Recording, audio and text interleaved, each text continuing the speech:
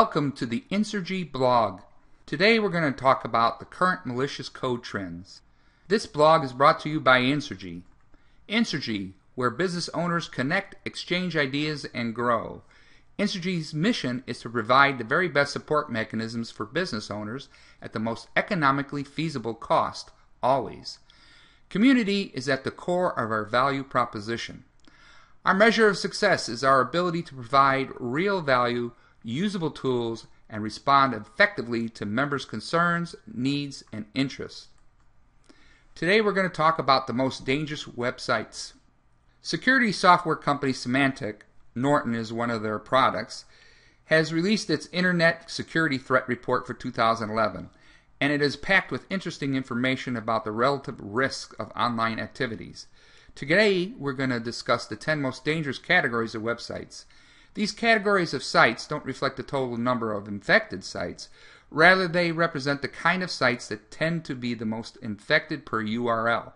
Here they are in order of danger. The most dangerous: blogs and web communications, 19.8%. Hosting and personal hosted sites, 15.6%. Business and economy sites, 10%. Shopping sites, 7.7%. Education and reference, 6.9%. Technology, 5.9%.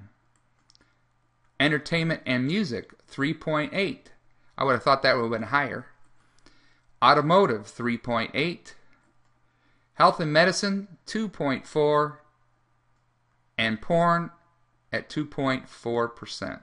Surprisingly, a mere 2% of the pornographic sites are infected. Conventional wisdom would have flipped this list upside down. It has been hypothesized, however, that this is because the pornographic site owners are already making money from the internet and as a result have a vested interest in keeping their sites malware free. It is not good for repeat business if they are infected. Perhaps this is another reason why shopping sites do better than I would have expected, because of the due diligence of the owners of those web pages. Now, the Internet Security Threat Reports provides an overview and analysis of the year in global threat activity. Let's look at some of these issues. Here are some highlights from the threat landscape of 2011. Symantec alone, let alone all the other web protection sites, blocked a total of over 5.5 billion malware attacks in 2011. That's an 81% increase over 2010. The web-based attacks increased by 36% with over 4,500 new attacks each day. 403 million new variants of malware were created in 2011, a 41% increase over 2010. Spam volumes dropped by 13% in 2011 over rates in 2010, one positive note. But 39% of malware attacks via email used a link to a web page. Mobile vulnerabilities continue to rise, with 315 discovered in 211. This is impressive considering the relatively new emergence of mobile media. Now, Symantec reminds us that Macs are no longer immune to security worries. The first known Mac bot network emerged in 2009. And 2011 saw a number of new threats emerge for Mac OS X, including Trojans like Mac Defender, which is a fake antivirus program. Mac users are exposed to sites that push Trojans by means of SEO poisoning and social networking. In May 2011, Symantec found Wayland Utanibot, the first of its kind to attack the Mac OS X platform. In addition, many attack tools have become cross-platform, exploiting Java, whether they are on Macs or Windows PCs. Drive-by attacks continue to be a challenge for consumers and businesses. They are responsible for hundreds of millions of attempted infections every year. This happens when users visit a website that is host to malware. It could happen when they click on a link in an email or a link from a social network site, or they can visit a legitimate website that has itself been infected.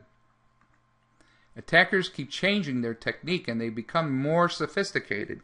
Badly spelled, implausible email has been replaced by techniques as clickjacking or likejacking, where a user visits a website to watch a tempting video, and the attackers use that click to post a comment to all the user's friends on Facebook, thereby enticing them to click on the same malicious link. As a result, Facebook has implemented a clickjacking domain reputation system that has eliminated the bulk of clickjacking attacks by asking the user to confirm a like before it posts. If the domain is considered untrusted, they set this up. Other common malware includes email-borne malware. The number of malicious emails as a proportion of total email traffic increased in 2011. The old guidance about not clicking on an unknown attachment is unfortunately still very relevant. Criminals disguise the malware hidden in many of these emails using a range of different attachment types, such as PDF files and Microsoft Office documents. Malware authors rely on social engineering to make their infected attachments more clickable. For example, recent attack appeared to be messages sent from a well-known courier and parcel delivery companies regarding a failed delivery. Polymorphic threats. Polymorphic malware, or specifically a server-side polymorphism, is the latest escalation in the arms race between malware authors and vendors of scanning software. The polymorphic techniques works by constantly varying the internal structure or content of a piece of malware. This makes it much more challenging for a traditional pattern matching based anti-malware company to detect. For example, by performing this function on a web server or in the cloud, an attacker can generate a unique version of the malware for each attack. Attack toolkits. Attack toolkits allow criminals to create new malware and assemble an entire attack without having to write the software from scratch. These account for nearly 2/3 or 61% of all threat activity on malicious websites. On average, attack tools contain about 10 different exploits, mostly focusing on browser-independent plug-in vulnerabilities like Adobe Flash Player, Adobe Reader, and Java. Popular kits can be updated every few days, and each update may trigger a wave of new attacks. Rootkits. A rootkit is software that enables continued privileged access to a computer while actively hiding its presence from administrators by subverting the standard operating system functionality. Although rootkits represent a small percentage of attacks, they are a growing problem, and because they are deeply hidden, they can be difficult to detect and remove. The current frontrunners in the rootkit arena are tidserv, mebratix, and mebroot. These samples all modify the master boot record, or MBR, on the Windows computers in order to gain control of the computer before the operating system is loaded.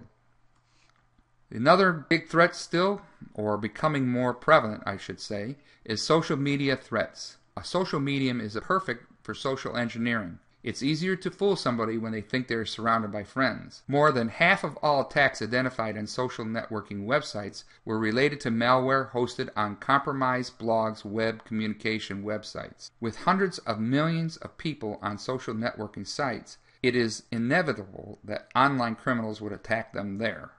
This is where hyperlink for a compromised website was shared on a social network. It is also increasingly used for sending spam messages for the same reasons. Quick response, or QR codes. QR codes have sprung up everywhere in the last couple of years. They are a way for people to convert a barcode into a website link using a camera app on their smartphone. It is fast, convenient, and dangerous. Spammers are already using it to promote black market pharmaceuticals, and malware authors have used it to install a Trojan on smartphones. In combination with link shortening, it can be very hard for users to tell in advance if a given QR code is safe or not. So consider a QR reader that can be checked on a website's reputation before visiting it. Based on a semantic study, they've determined that 61% of malicious sites are actually regular websites that have been compromised and infected with malicious code. So, web surfers, beware. Well, that's it for today. Hope to see you again soon. Have a great day.